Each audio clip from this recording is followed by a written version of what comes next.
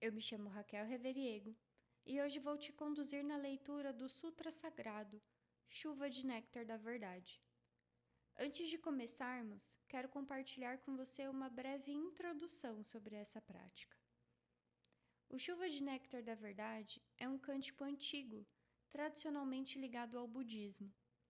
Ele foi escrito em forma poética, com o propósito de purificar a mente, transformar as emoções negativas e abrir o coração para a compaixão, a sabedoria e a verdade. Este nome, Chuva de Néctar, simboliza palavras e ensinamentos que descem suavemente sobre nós, nutrindo, curando e despertando a consciência. Já o néctar da verdade representa a essência do Dharma, esse ensinamento profundo que dissolve ilusões, ignorância e sofrimento. Nessa leitura, você será guiado por 8 partes, que representam diferentes estágios de um caminho interior. E assim, palavra por palavra, deixamos que essa chuva de néctar desça suavemente sobre nós, nutrindo a consciência e libertando os nossos corações. Ao ouvir ou recitar essas palavras junto comigo, permita-se acolher a serenidade e a luz que emergem do reconhecimento da verdade que já habita em todos nós. Vamos começar? Te convido agora a respirar fundo e seguir comigo nessa recitação. Parte 1. Deus. Um dia, o anjo vindo a Seishonoye recita: o Deus da criação transcende os 5 sentidos e também o 6º sentido.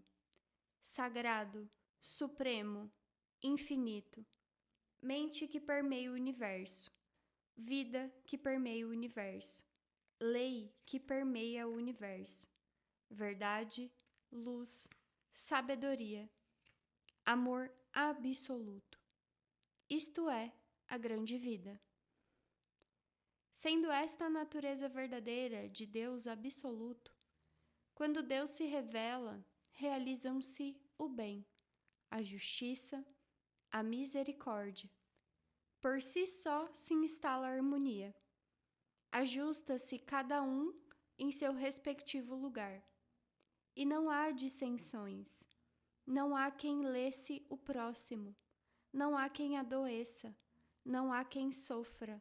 Não há quem seja miserável. Deus é o todo de tudo, sendo Deus o todo e o absoluto. Nada há além de Deus. Deus cobre toda a realidade, de tudo aquilo que há. Nada há que não tenha sido criado por Deus. Deus, ao criar todas as coisas, não usa o barro, não usa a madeira, não usa martelo, não usa cinzel, não usa ferramenta nem matéria-prima de espécie alguma. Cria unicamente com a mente. A mente é o criador de tudo. A mente é a substância que preenche o universo. A mente é Deus onipotente e onipresente. Quando a mente deste Deus onipotente, deste Deus perfeito, entra em vibração e se torna palavra, desenvolve-se todo o fenômeno e todas as coisas passam a ser. Todas as coisas são a mente de Deus. Tudo é palavra de Deus. Tudo é espírito. Tudo é mente. Nada há que seja feito de matéria. A matéria é apenas a sombra da mente. Ver a sombra e considerá-la realidade é ilusão. Cuidai para que não vos apeguei à ilusão. A realidade é eterna, por isso não perece. A ilusão é efêmera e em breve se desfaz. A realidade, porque é livre, não conhece sofrimentos. A ilusão, porque é uma forma de apego, é farta de dores. A realidade é verdade. A ilusão é falsidade. A realidade transcende os 5 sentidos, transcende inclusive o 6º sentido, e não se projeta à percepção do homem. Parte 2. Espírito. Os sentidos não captam senão projeções da mente. Mesmo que vejais a imagem de um espírito pela vidência, não estareis vendo a realidade. Tudo que podeis perceber através dos sentidos são projeções da mente, e não a realidade prima. Existem várias imagens espirituais. Existem espíritos doentes, existem espíritos sofredores, espíritos que não têm estômago e sofrem de doença gástrica, espíritos que não têm coração e sofrem de doença cardíaca. Tudo isso é ilusão. Se um desses espíritos influenciar alguém, a pessoa influenciada apresentará ou uma doença gástrica ou uma doença cardíaca.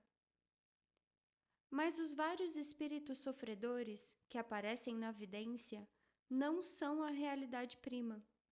São sombras de ilusões, motivadas por crenças errôneas. A mente que está em ilusão profunda dá forma à sua crença e manifesta uma imagem falsa. Porém, seja qual for o aspecto manifestado, a falsidade é eternamente falsa e jamais será realidade. Não temais o que não é realidade. Não trateis como real o que é irreal. Enfrentai o irreal com o real. Enfrentai a mentira com a verdade. Enfrentai a imagem falsa com a imagem verdadeira. Enfrentai a treva com a luz. Além do real, nada existe que destrua o irreal. Além da imagem verdadeira, nada existe que destrua a imagem falsa. Além da verdade, nada existe que destrua a mentira. Além da luz, nada existe que prove a inexistência da treva. Ensinai a eles a imagem verdadeira da vida. Ensinai que a imagem verdadeira da vida é o próprio Deus e é perfeição. Ensinai que este mundo não há pecado que tenha sido cometido, nem há pecado a ser resgatado, porque Deus é o todo, porque Deus não cria o pecado, porque não há outro Criador senão Deus.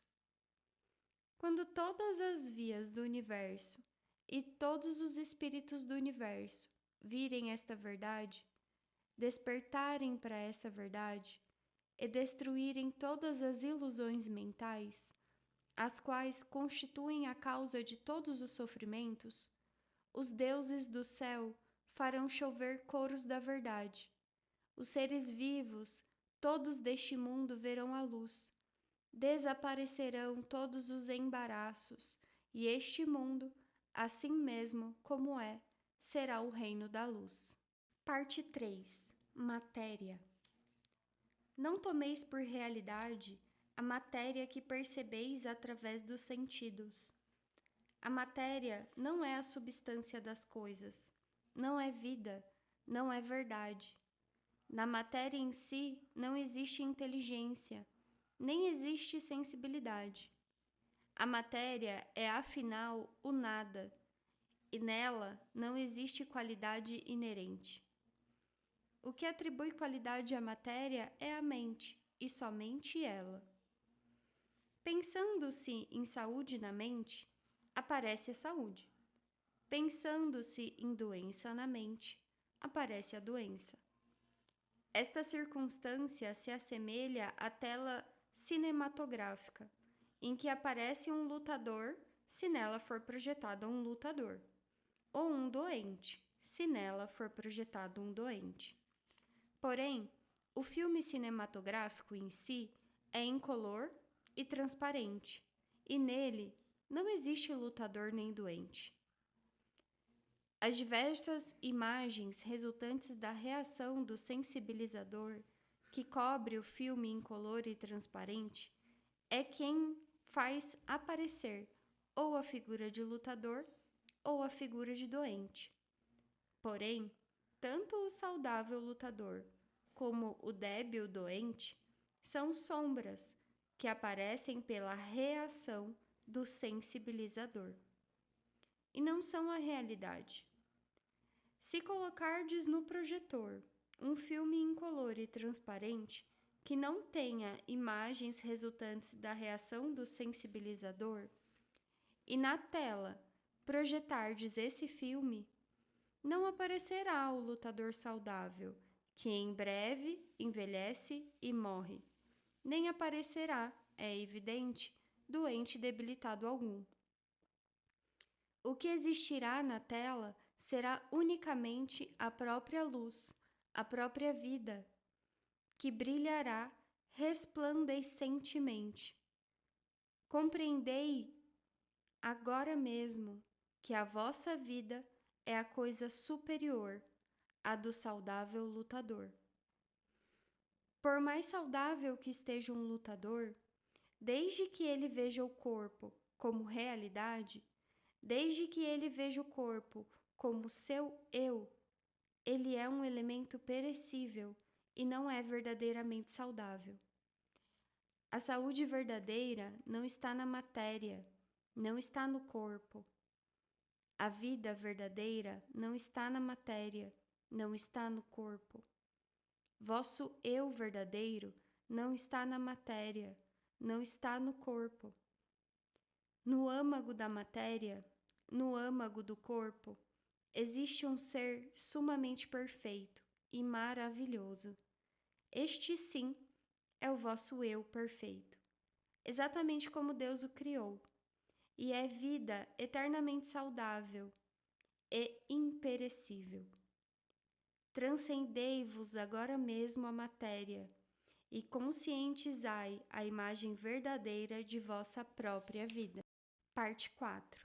Realidade. Prossegue anunciando o anjo. A realidade é eterna. A realidade não adoece. A realidade não envelhece. A realidade não morre. Ao fato de conhecer esta verdade, se diz conhecer o caminho. A realidade, porque é universal, é chamada caminho. O caminho está com Deus. Deus é o caminho, é a realidade. Aquele que conhece a realidade, aquele que vive na realidade, transcende a desintegração e será eternamente perfeição. A vida conhece a vida e não conhece a morte. Vida é sinônimo de realidade. A realidade não tem princípio nem fim. Não se extingue nem morre. Por isso, a vida também não tem princípio nem fim. Não morre nem desaparece. A vida não está contida na escala do tempo. Não está contida na escala da caducidade. O tempo, pelo contrário, está na palma da mão da vida, a qual, cerrada, se torna um ponto e aberta se torna infinito. Aquele que acredita ser jovem, logo rejuvenescerá, e aquele que se crê senil, logo envelhecerá. Também o espaço não é algo que limite a vida. Pelo contrário, o espaço nada mais é que uma forma de reconhecer, criado pela própria vida. A vida é senhor, o espaço é súdito. As corporificações das ideias emitidas pela vida e projetadas no espaço dá-se o nome de matéria. A matéria é originariamente nada e não possui autonomia nem força.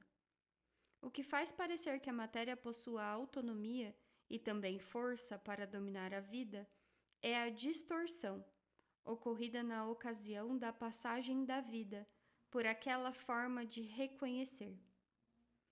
Vede corretamente a imagem verdadeira da vida, sem vos prender a essa distorção.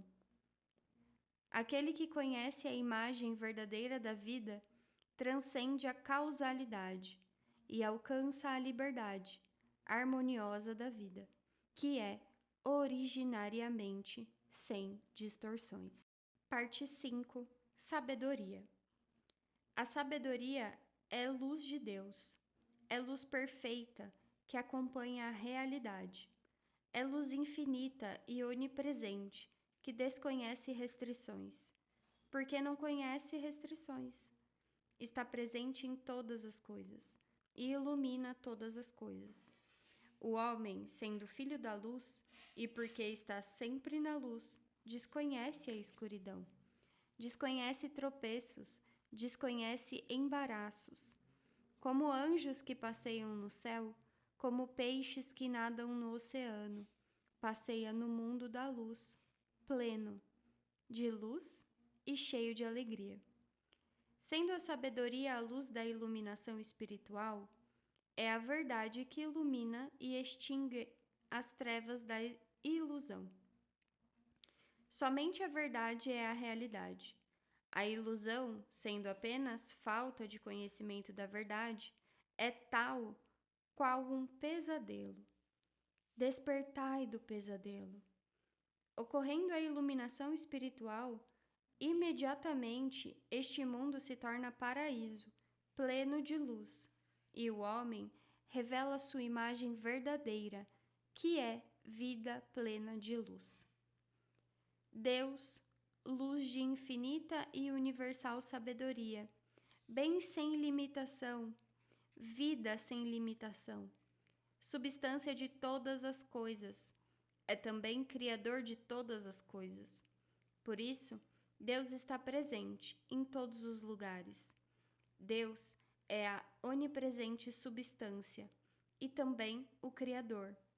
Por isso, unicamente o bem é a força, unicamente o bem é a vida, unicamente o bem é a realidade. Logo, não existe força que não seja bem. Não existe vida que não seja bem. E também não existe realidade que não seja bem. Força que não seja bem, isto é, força que traz infelicidade, não passa de pesadelo. Vida que não seja bem, isto é, a doença, não passa de pesadelo. Todas as desarmonias e imperfeições nada mais são que pesadelos. Sendo o pesadelo aquilo que dá força ativa à infelicidade, à doença, à desarmonia, à imperfeição, estas se assemelham às diabólicas opressões que, em sonho, podem nos fazer sofrer, mas ao despertarmos, percebemos que não existe força alguma para nos oprimir. Nós é que nos oprimimos com a nossa própria mente.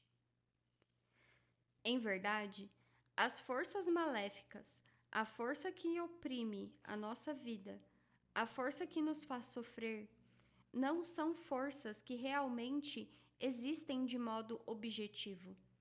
Nada mais são que dores criadas em nossa própria mente e sofridas pela nossa própria mente. Nas doutrinas que admitem Buda, chama-se isto ilusão. Nas doutrinas que admitem Deus, chamam-no pecado. Disse ilusão por não se conhecer verdadeiramente a perfeita e harmoniosa imagem verdadeira da vida. Disse pecado por se encobrir e não revelar a perfeita e harmoniosa imagem verdadeira da vida. Parte 6. Ilusão. Enquanto assim recita o anjo na Seishonoye, aparece um querubim que roga: para o bem-estar da humanidade, para o despertar espiritual dos homens, esclarecei a natureza da ilusão.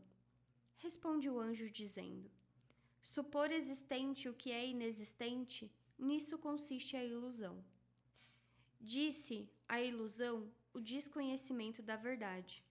Embora o prazer e a dor não estejam na matéria, julgam que eles são pertinentes à matéria, ora perseguindo o prazer, ora fugindo da dor. A tal pensamento invertido se dá o nome ilusão. Embora a vida não esteja na matéria, imaginam que ela está na matéria. A esse equívoco se diz ilusão. Na verdade, a matéria está na mente. Embora a mente seja o senhor da matéria, e todas as formas e naturezas da matéria sejam criações da mente, acreditam que a mente é dominada pela matéria.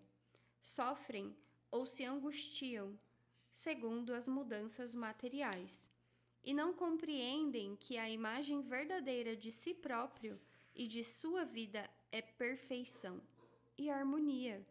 A isso se diz ilusão. A ilusão é a ausência de luz, porque é o oposto da verdade. A ilusão é irreal, porque se opõe à realidade. Tivesse a ilusão existência real, a dor e a angústia que nascem na ilusão teriam também existência real. Porém, porque a ilusão é a ausência da realidade, dor e angústia são apenas pesadelos, que certamente se desfarão, e não são a realidade. Parte 7. Pecado. Tem o pecado existência real? Volta a indagar o querubim. Ouve-se a voz do anjo que assim responde: tudo que verdadeiramente existe são somente Deus e o que vem de Deus. Sendo Deus a perfeição, tudo que foi criado por Deus é perfeição também. Então pergunto: considerais perfeição o pecado? Responde o querubim: mestre, o pecado não é perfeição. Prossegue o anjo: o pecado não é realidade, porque é imperfeição. A doença não é realidade, porque é imperfeição. A morte não é realidade, porque é imperfeição. Não considerais realidade o que não foi criado por Deus. Não vos atemorizeis imaginando aquilo que é inexistente, como num pesadelo.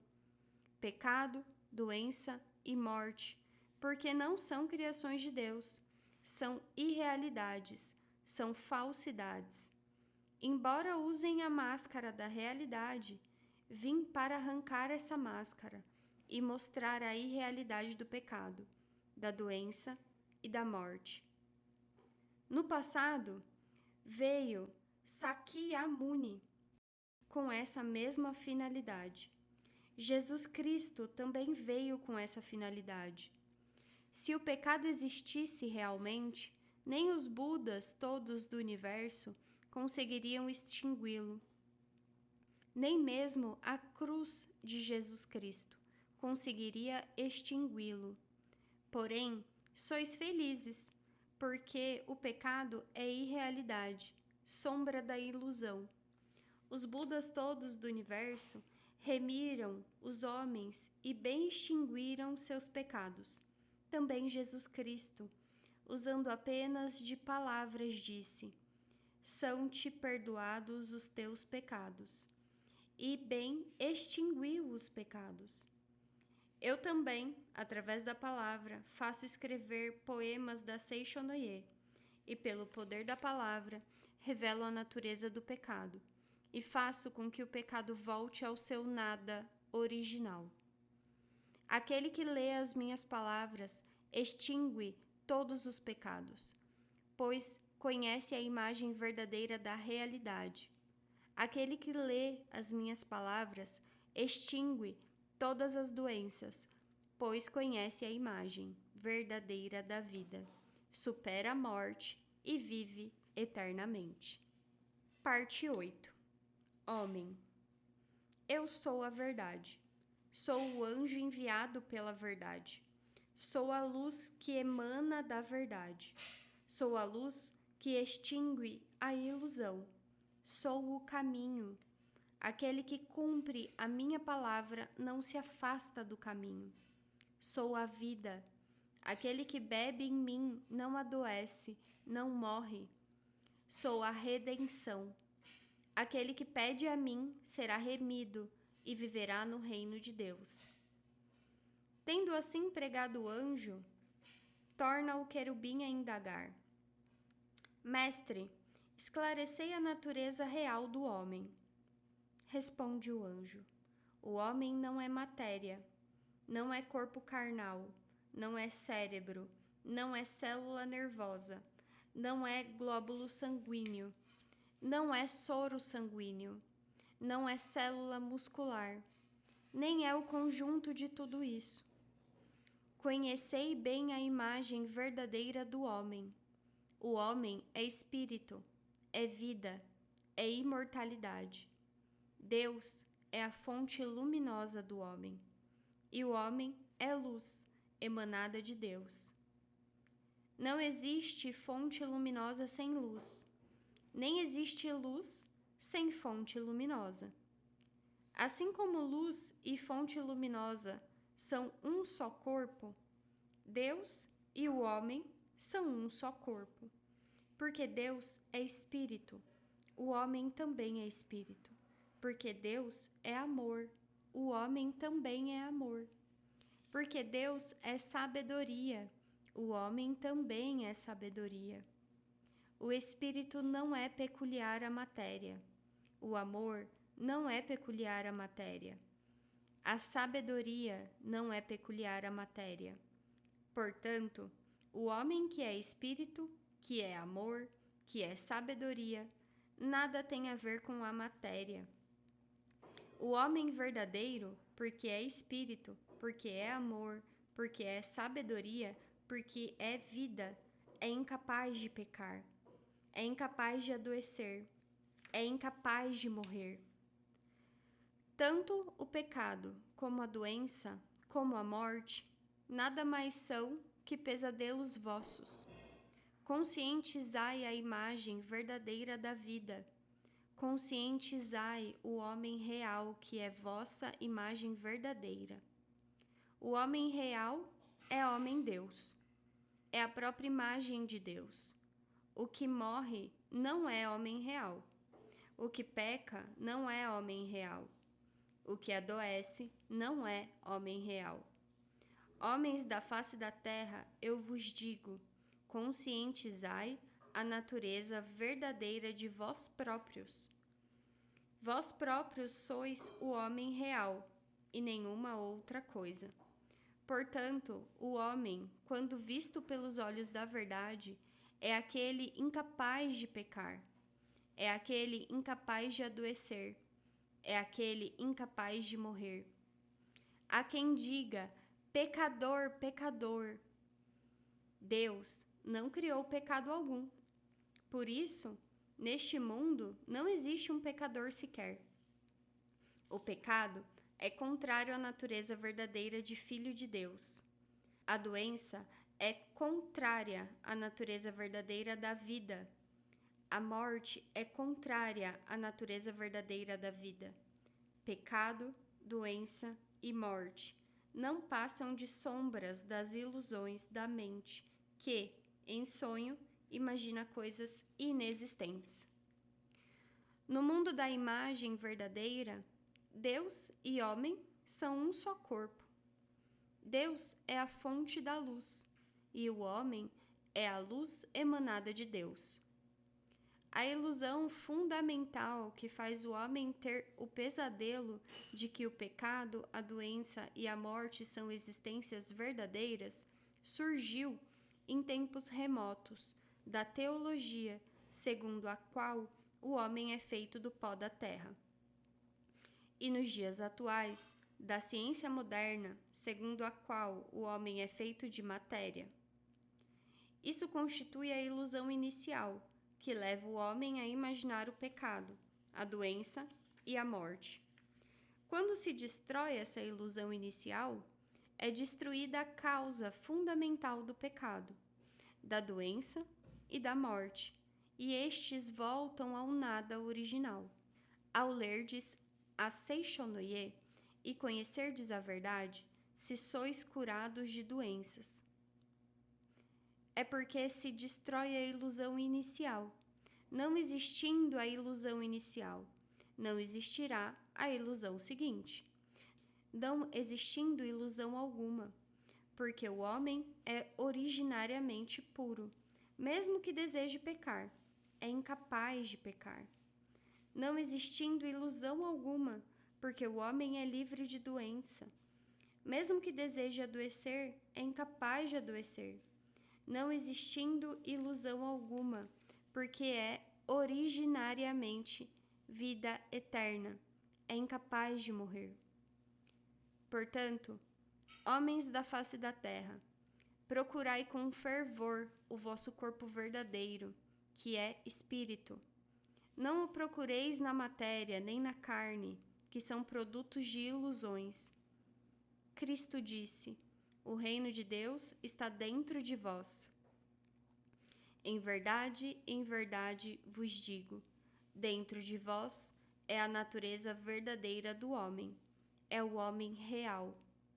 Dentro de vós, isto é, a natureza verdadeira, é homem-Deus. Por isso, somente dentro de vós existe o reino de Deus. Aquele que o procura no exterior é um perseguidor de ilusões e não consegue alcançar jamais o reino de Deus.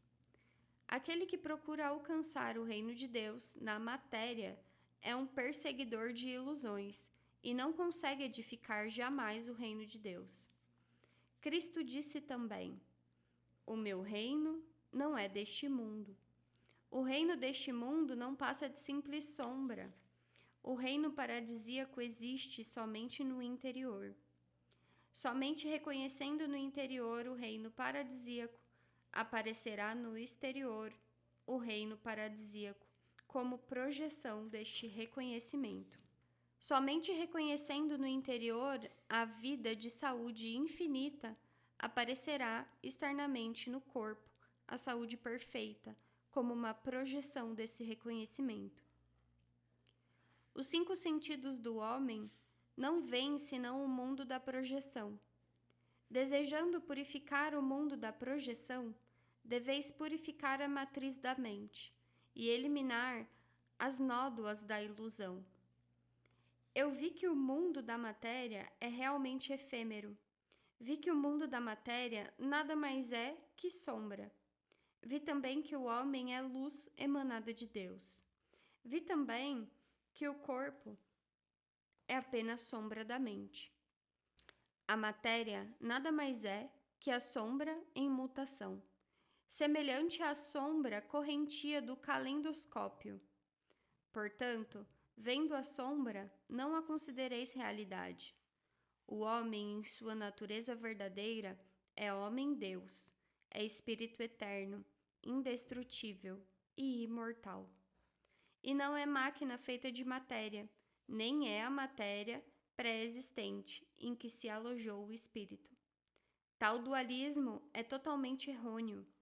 A matéria é, antes, sombra do espírito, produto da mente, assim como o casulo é produto do bicho da seda. Não é no casulo pré-existente que se aloja o bicho da seda. O bicho da seda é que, expelindo o fio, constrói o casulo e nele se aloja. Também o homem, cuja natureza real é vida espírito, tece o casulo de carne com os fios da mente, e nele instala a si próprio e seu espírito. Somente então o Verbo se faz carne. Sabei claramente que o casulo não é o bicho da seda. Portanto, que a carne não é o homem, e não passa de casulo do homem. E chegando a hora, assim como o bicho da seda rompe o casulo e alça voo como um inseto adulto, o homem também rompe o casulo de carne e ascende ao mundo espiritual. Não façais em absoluto da morte do corpo a morte do homem, porque o homem é vida, jamais conhece a morte. Segundo a mente, segundo a oportunidade, segundo a necessidade, manifesta no corpo e no ambiente variadas situações. Porém, a vida em si não adoece, a vida em si não morre. Segundo a mudança da mente, livremente podeis modificar vossa saúde e vosso ambiente. Porém, chegará por fim a hora em que a vida não mais necessitará do casulo da carne. Neste momento, a vida romperá o casulo de carne e ascenderá a um mundo de muito maior liberdade. Não façais disso a morte do homem, porque a essência do homem é vida. Jamais lhe ocorrerá a morte. Enquanto assim fala o anjo, ouve-se ecoar no céu uma sublime música angelical. Caem pétalas, não se sabe de onde, como que glorificando as verdades pregadas pelo anjo. Fim da Sutra Sagrada. Assim é, assim é.